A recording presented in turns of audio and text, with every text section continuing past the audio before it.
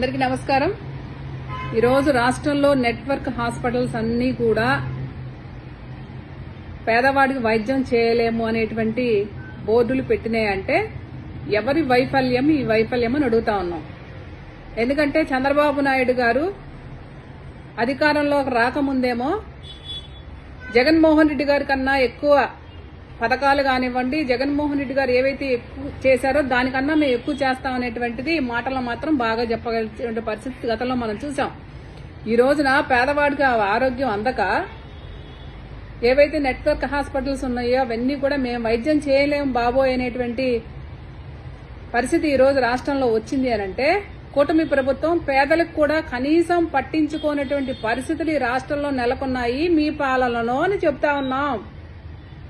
ఎందుకంటే మనం ఇవన్నీ లెక్కలు చూసుకుంటే గతంలో 2014 టు 19కి సంబంధించినటువంటి ఏవైతే 700 కోట్లు బసవతారక హాస్పిటల్ కావచ్చు, లేకపోతే ఇంక మిగిలినటువంటి నెట్వర్క్ హాస్పిటల్కి ఏవైతే ఉన్నాయో అప్పుడు మీ ప్రభుత్వంలో 2014 టు 19 మీరు పెట్టినటువంటి బకాయిలన్నీ కూడా గత ప్రభుత్వంలో గత ముఖ్యమంత్రి గారు జగన్మోహన్ రెడ్డి గారు తీర్చారు। దాంట్లోనే ఇంక్లూడింగ్ మీ బావగారు నడిపేటువంటి బాలకృష్ణ గారు నడిపేటువంటి బసవతారకం హాస్పిటల్ కూడా 30,000 కోట్ల రూపాయలు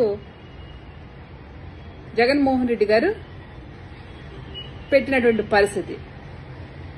కానీ ఈ రోజున పేదవాడు వైద్యం చేయించుకోవాలంటే దానికి ఎక్కడా కూడా అందని ద్రాక్షాక ఈ కుటుంబ ప్రభుత్వం తయారైంది, దాన్ని పాలన చేస్తా ఉంది। దానిలో భాగంగా మరి ఏదైతే గతంలో జగన్మోహన్ రెడ్డి గారు పేదవాడికి ఆరోగ్యం అందాలి, ఏవైతే వాళ్ళు నివసించేటువంటి పరిసర ప్రాంతాల్లోనే ఒక హెల్త్ సంబంధించినటువంటి హాస్పిటల్ను కట్టి 1,25,00,000 రూపాయలతో మరి దానిలో ఆరోగ్యంకి ఇంకా మెరుగైన వైద్యం కావాలి అనంటే ఏదైతే నెట్వర్క్ హాస్పిటల్లో ఉన్నట్టు ఆ హాస్పిటల్లో 25 లక్షల రూపాయలు తనకున్నటువంటి ఆరోగ్య సమస్య బాగు చేయించుకోవాలనేటువంటి దానిలో 25 లక్షల రూపాయలు పెంచినటువంటి పరిస్థితులు మనం చూసాం గతంలో। అలాగే ఏవైతే ఆ హాస్పిటల్లో గతంలో 1059 ప్రాసెసింగ్స్ ఉంటే ఈ రోజున జగన్మోహన్ రెడ్డి గారు ఆ రోజున పెంచినటువంటి పరిస్థితులు దాన్ని 3,257గా అన్ని టెస్టులు కానివ్వండి, అన్ని రకాల వైద్యాలు కానివ్వండి ఆ రోజు జగన్మోహన్ రెడ్డి గారు పెంచి పేద ప్రజలకి ఆరోగ్యం భరోసా ఇచ్చినటువంటి ముఖ్యమంత్రి జగన్మోహన్ రెడ్డి గారు। ఈ రోజు మీ పరిపాలన అట్లాంటిది ఎక్కడ కూడా కనిపించట్లేదే।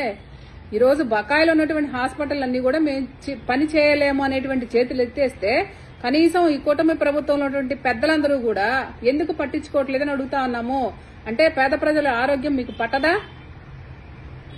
పేదల ఆరోగ్యం చేయించుకోవాలి అంటే ఈ ప్రభుత్వానికి ఏమీ నెమ్మక నీరెత్తినట్టుగా గతంలో కొంతమంది చేశారు, మళ్లీ ఈ రోజున కూడా రాష్ట్ర వ్యాప్తంగా నెట్వర్క్ హాస్పిటల్లో ఉన్నటువంటి మీ పరిస్థితి మీరు బిల్లులు చెల్లించక ఈ రోజు మళ్లీ కూడా రాష్ట్రంలో కూడా సమ్మెకు దిగారనంటే పేదల యొక్క జీవితాలు, పేదల యొక్క ఆరోగ్యము మీరు ఏం పట్టించుకుంటారని అడుగుతా ఉన్నాము। గతంలో 5 లక్షల సంవత్సరానికి 5 లక్షల రూపాయల వార్షిక ఆదాయం ఉన్నటువంటి ప్రతి ఒక్క కుటుంబంలో కూడా జగన్మోహన్ రెడ్డి గారు ఈ సేవలన్నీ అందాలని చెప్పేసి ఒక ప్రణాళికను తీసుకొస్తే ఈరోజు మొత్తం కూడా నిర్వీర్యం చేసినటువంటి పాలకులు ఏమి పరిపాలన ఈ పరిపాలన?